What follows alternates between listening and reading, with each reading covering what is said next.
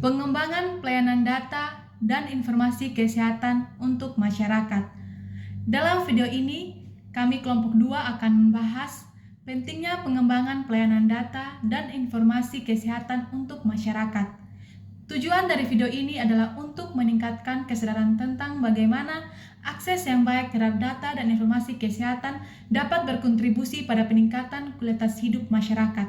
Kami juga akan menjelaskan berbagai inisiatif yang dapat diambil untuk memperkuat sistem informasi kesehatan. Pentingnya pelayanan data dan informasi kesehatan. Pelayanan data dan informasi kesehatan memainkan peran krusial dalam 1. Pengambilan keputusan. Data yang akurat membantu individu dan pemangku kepentingan dalam membuat keputusan yang tepat terkait kesehatan. Yang kedua, pencegahan penyakit. Informasi kesehatan yang baik memungkinkan masyarakat untuk memahami resiko dan cara pencegahan penyakit. Yang ketiga, akses ke layanan kesehatan. Dengan adanya informasi yang jelas, masyarakat dapat lebih mudah mengakses layanan kesehatan yang diperlukan. Yang keempat, perencanaan kebijakan kesehatan. Data yang terkumpul dapat digunakan untuk merumuskan kebijakan kesehatan yang lebih efektif dan responsif terhadap kebutuhan masyarakat. Dengan memahami pentingnya layanan data dan informasi kesehatan, kami dapat bekerja sama untuk meningkatkan akses dan kualitas layanan kesehatan bagi semua masyarakat. Baik, saya akan menjelaskan tentang data statistik kesehatan masyarakat. Data statistik tentang kesehatan masyarakat mencakup berbagai indikator yang digunakan untuk menilai kondisi kesehatan atau populasi. Berikut adalah beberapa indikator utama yang sering digunakan dalam statistik kesehatan masyarakat. Yang pertama, indikator kesehatan umum. Indikator kesehatan umum mencakup beberapa hal, yaitu harapan hidup, angka kematian kasar, angka kematian bayi, dan angka kematian ibu. Yang kedua, status gizi dan penyakit. Status gizi dan penyakit mencakup beberapa hal, yaitu prevalensi gizi buruk, prevalensi penyakit tidak menular, dan prevalensi penyakit menular. Yang ketiga, akses dan pelayanan kesehatan. Akses dan pelayanan kesehatan yang pertama, jumlah tenaga kesehatan. Yang kedua, cakupan imunisasi. Dan yang ketiga, akses ke air. Akses ke air bersih dan sanitasi. Yang keempat, faktor risiko kesehatan. Yang pertama, tingkat merokok. Yang kedua, tingkat konsumsi alkohol dan tingkat aktivitas fisik. Dan juga saya akan menjelaskan tentang kualitas dan akurasi data. Kualitas dan akurasi data. Yang pertama, data tidak lengkap atau tidak akurat. Kesalahan input pencatatan yang tidak lengkap atau penggunaan metode pengumpulan data yang tidak standar dapat menyebabkan ketidakakurat dalam data kesehatan. Yang kedua, keamanan dan privasi data. Ancaman keamanan siber. Data kesehatan bersifat sensitif dan rentan terhadap serangan siber atau kebocoran informasi. Yang ketiga, integrasi dan interoperabilitas. Sistem yang terfragmentasi, banyak rumah sakit atau klinik menggunakan sistem informasi kesehatan yang berbeda, sehingga sulit untuk berbagi data antar institusi. Kurangnya infrastruktur digital. Beberapa wilayah masih bergantung pada pencatatan manual karena keterbatasan akses teknologi dan internet. Yang keempat, pengelolaan dan pemanfaatan data. Kurangnya sumber data dan tenaga ahli. Tidak semua institusi kesehatan memiliki tenaga ahli dalam analisa data atau teknologi informasi. Yang kelima, tantangan etika dan penggunaan data. Penyalahgunaan data, risiko data digunakan untuk kepentingan komersial atau diskriminasi terhadap pasien. Kurangnya kepercayaan publik. Jika pasien tidak yakin bahwa data mereka aman, mereka mungkin enggan memberikan informasi yang akurat. Baik, di sini saya akan menjelaskan beberapa cara data kesehatan membantu pengambilan keputusan, beserta contohnya. Yang pertama, pengambilan keputusan klinis.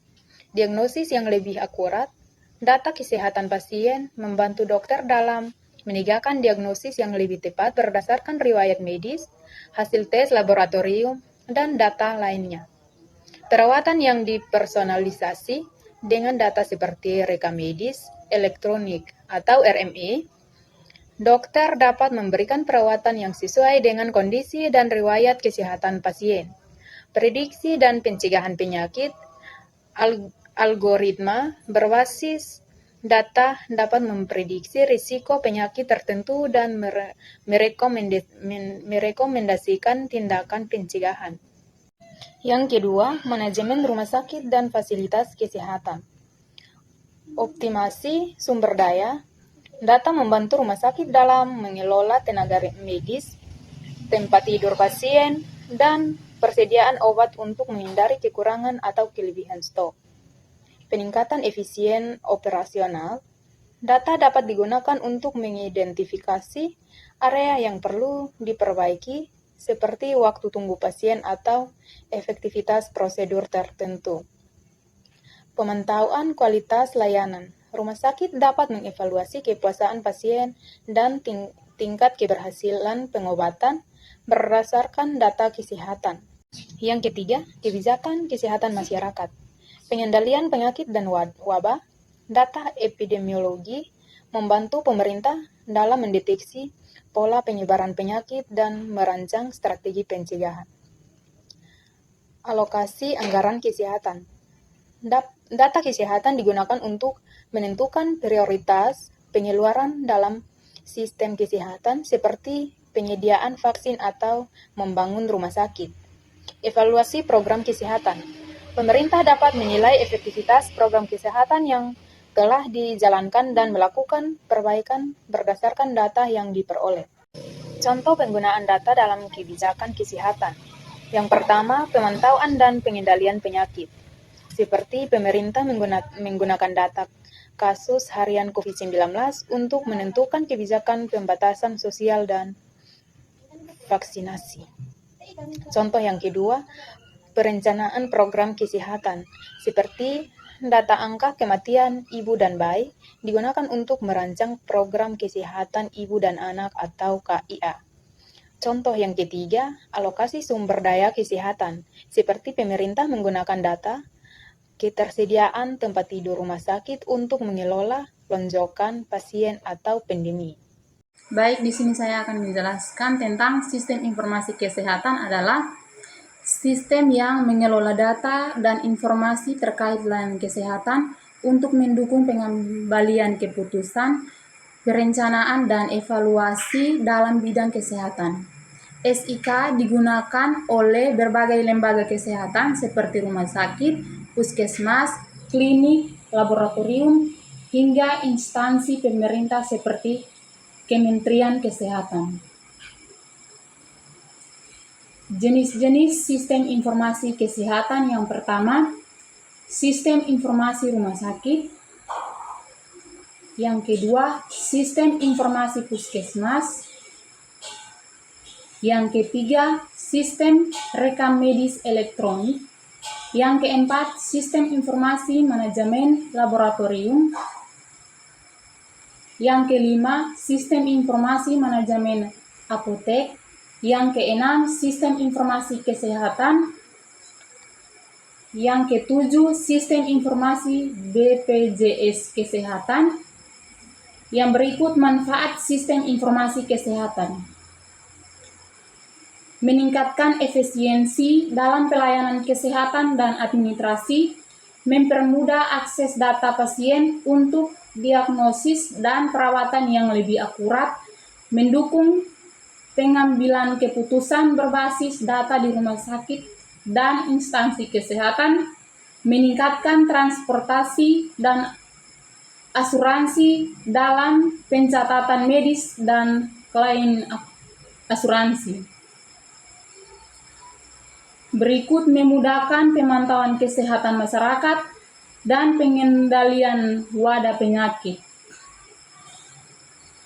Tentang dalam implementasi SIK, keamanan dan privasi data pasien harus dijaga agar tidak disalahgunakan.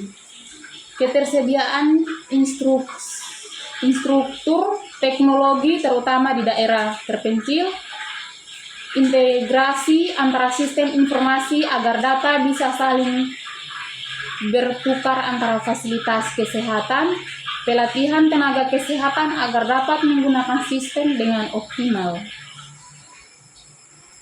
Sistem informasi kesehatan terus berkembang dengan adopsi teknologi seperti Baik, di sini saya akan menjelaskan tentang sistem informasi kesehatan memiliki banyak keunggulan dalam mempermudah akses data bagi masyarakat, di antaranya yang pertama, akses data kesehatan yang lebih cepat dan mudah. Yang kedua, pendaftaran dan janji temu yang lebih praktis. Yang ketiga, transparansi dalam biaya dan layanan kesehatan. Yang keempat, kemudahan akses terhadap edukasi kesehatan. Yang kelima, pemantauan kesehatan jarak jauh. Yang keenam, keamanan dan privasi data yang lebih baik. Yang ketujuh, integrasi dengan BPJS dan asuransi kesehatan. Dengan adanya sistem informasi ini, masyarakat bisa mendapatkan layanan kesehatan yang lebih efisiensi, cepat, dan transparan. Baik, di sini kami akan membahas materi tentang inovasi teknologi dalam pelayanan kesehatan. Inovasi teknologi dalam pelayanan kesehatan memainkan peran penting dalam meningkatkan kesadaran masyarakat mengenai kesehatan dan memudahkan akses layanan medis. Berikut ini adalah 2 contoh aplikasi yang sukses dalam meningkatkan kesadaran masyarakat. Yang pertama ada Halodoc. Fungsi Halodoc adalah aplikasi kesehatan yang memungkinkan pengguna untuk berkonsultasi dengan dokter secara online melalui chat atau video call. Aplikasi ini juga menyediakan layanan untuk membeli obat dan memesan layanan kesehatan seperti tes lab atau vaksinasi. Sukses dalam meningkatkan kesadaran, Halodoc secara aktif menyebarkan informasi kesehatan yang relevan melalui artikel dan video yang ditampilkan dalam aplikasi. Mereka juga sering melibatkan pengguna dalam kampanye kesehatan seperti vaksinasi dan pemeriksaan kesehatan rutin. Aplikasi ini membantu masyarakat mengakses informasi kesehatan dalam meningkatkan kesadaran tentang peningkatan kesehatan preventif. Yang kedua, Alodokter. Alodokter berfungsi sebagai aplikasi kesehatan yang menyediakan berbagai informasi medis, konsultasi dengan dokter secara online, serta fitur untuk membuat janji temu dengan dokter.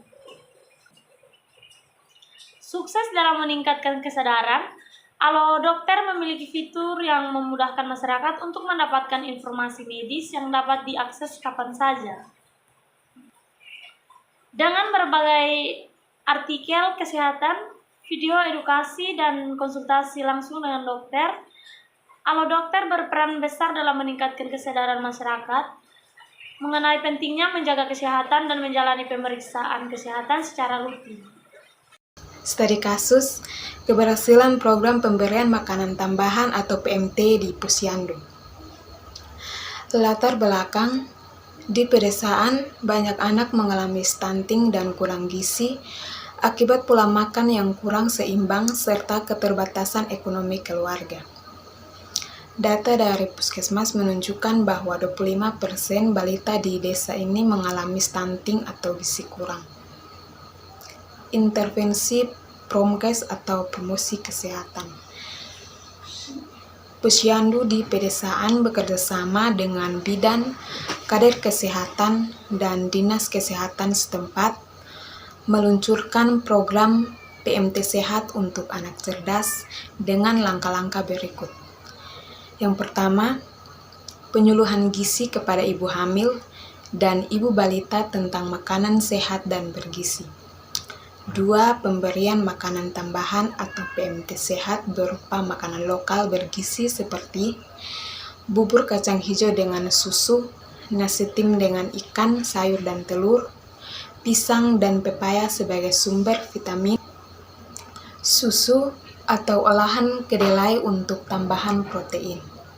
3. Demonstrasi masak makanan bergizi murah agar ibu-ibu bisa menyiapkan sendiri makanan sehat di rumah. 4. Pemantauan berat dan tinggi badan anak setiap bulan di posyandu. 5. Program kebun gizi, yaitu pelatihan bercocok tanam sayur dan ternak ayam kecil untuk kebutuhan gizi keluarga. 6. Dukungan bagi ibu hamil termasuk pemberian suplemen zat besi dan edukasi tentang ASI eksklusif. Hasil dan evaluasi. Setelah 6 bulan pelaksanaan, angka stunting turun dari 25% menjadi 12%. 90% ibu lebih sadar pentingnya makanan bergizi untuk anak. Anak-anak lebih sehat, berat badan mereka bertambah sesuai kurva pertumbuhan. Warga mulai memanfaatkan kebun sendiri untuk memenuhi kebutuhan gizi keluarga. Halo, perkenalkan nama saya Krisna Cecilia Pilandau. Di sini saya akan menjelaskan tentang tantangan dan solusi pengembangan pelayanan data dan informasi kesehatan, yaitu privasi dan keamanan data, kesenjangan akses teknologi, dan kurangnya integrasi data, yaitu privasi dan keamanan data, kesenjangan akses teknologi, dan kurangnya integrasi data. Di sini saya akan menjelaskan terlebih dahulu yaitu tantangan.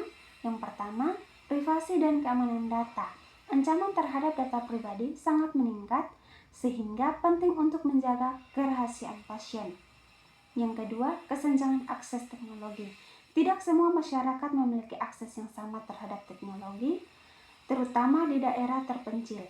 Yang ketiga, kurangnya integrasi data. Sistem informasi kesehatan yang terfragmentasi dan pencatatan yang tidak lengkap menyulitkan pertukaran data antara penyedia layanan kesehatan. Yang keempat, perlindungan data yang belum memadai.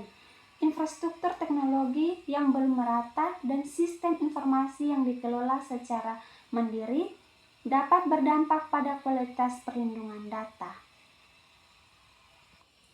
Dan di sini saya akan menjelaskan yang kedua yaitu solusi. Yang pertama, melindungi data dan enkripsi, kontrol akses dan autentikasi. Yang kedua, membangun jaringan khusus yang aman untuk transfer data pasien. Yang ketiga, melakukan audit keamanan rutin dan pemeriksaan kepatuhan. Yang keempat, mengadopsi strategi keamanan canggih tambahan. Yang kelima, membangun infrastruktur yang memadai seperti ruang tunggu, ruang periksa, dan ruang tindakan. Yang keenam, mengembangkan sistem informasi manajemen klinik untuk menyimpan data rekam medis pasien. Yang ketujuh, mengembangkan teknologi telemedis untuk mendukung identifikasi penyakit, prediksi kesehatan, dan sarana prasarana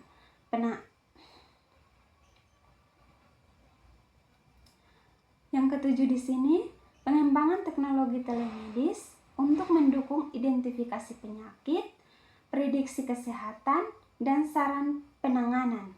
Yang kedelapan, menguatkan integrasi data dan penyederhanaan sistem pelayanan kesehatan. Baik, di sini saya akan menjelaskan materi tentang ajakan peningkatan kesadaran dan partisipasi dalam pelayanan kesehatan. Kesehatan adalah hak dan tanggung jawab kita bersama. Dengan meningkatkan kesadaran akan pentingnya pelayanan kesehatan, kita bisa menciptakan masyarakat yang lebih sehat dan sejahtera. Apa yang bisa kita lakukan? Yang pertama, edukasi diri dan orang sekitar tentang hidup pola sehat dan pentingnya pemeriksaan kesehatan secara rutin. Yang kedua, manfaatkan fasilitas kesehatan yang tersedia seperti puskesmas, rumah sakit, dan layanan kesehatan lainnya. Yang ketiga, dukung program kesehatan masyarakat seperti imunisasi, donor darah, dan kampanye pencegahan penyakit. Yang keempat, jaga lingkungan tetap bersih dan sehat untuk mencegah penyebaran penyakit. Yang kelima, saling meningkatkan dan mendukung satu sama lain dalam menjaga kesehatan fisik dan mental. Ayo ambil bagian dalam menciptakan masyarakat yang lebih peduli akan. Terima kasih. Halo semuanya, perkenalkan nama saya Friska Devi Rosbria. Saya mahasiswa Stikes Maranatha Kupang, Prodi D3 Kebidanan, semester 4. NIM saya 190000263. Di sini saya akan membahas poin-poin penting dari beberapa teman saya yang telah teman saya bahas. Di sini saya akan membahas poin yang pertama, yaitu pelayanan data dan informasi kesehatan memainkan peran krusial dalam pertama, pengambilan keputusan, kedua, pencegahan penyakit, ketiga, akses ke pelayanan kesehatan, keempat, perencanaan kebijakan kesehatan. Beberapa indikator utama yang sering digunakan dalam statistik kesehatan masyarakat yaitu yang pertama, indikator kesehatan umum yang mencangkup harapan hidup, angka kematian ibu dan angka kematian bayi. Yang kedua, status gizi dan penyakit yang mencangkup tentang prevalensi gizi buruk, prevalensi penyakit tidak menular, prevalensi penyakit menular. Yang ketiga, akses dan pelayanan kesehatan yang mencangkup jumlah tenaga kesehatan. Yang keempat, faktor risiko kesehatan yang mencangkup tingkat merokok dan konsumsi alkohol. Kemudian poin yang selanjutnya, beberapa cara data kesehatan mengambil keputusan. Yang pertama, pengambilan keputusan klinis. Yang kedua, manajemen rumah sakit dan fasilitas kesehatan. Yang ketiga, kebijakan kesehatan masyarakat. Yang keempat, riset dan inovasi medis. Dan poin yang selanjutnya, jenis sistem informasi kesehatan. Yang pertama, sistem informasi rumah sakit, Hospital Information System atau HIS. Yang kedua, sistem informasi puskesmas atau SIMPUS. Yang ketiga, sistem rekam medik elektronik, Electronic Medical Record atau EMR. Yang keempat, sistem informasi manajemen laboratorium, Laboratory Information System atau LIS. Kelima, sistem informasi manajemen apotek atau SIM apotek. Keenam, sistem informasi kesehatan masyarakat atau SIKMAS. Yang ketujuh, sistem informasi BPJS Kesehatan. Kemudian ada SIK memiliki banyak keunggulan di masyarakat. Di antaranya, yang pertama, akses data kesehatan yang lebih mudah. Kemudian ada kemudahan akses terhadap edukasi kesehatan. Yang ketiga, pemantauan kesehatan jarak jauh atau telemedicine. Yang keempat, keamanan dan privasi data yang lebih baik. Kemudian selanjutnya adalah inovasi teknologi dalam pelayanan kesehatan. Berikut dua contoh aplikasi yang sukses meningkatkan kesadaran masyarakat, yaitu Halodoc dan Alodokter.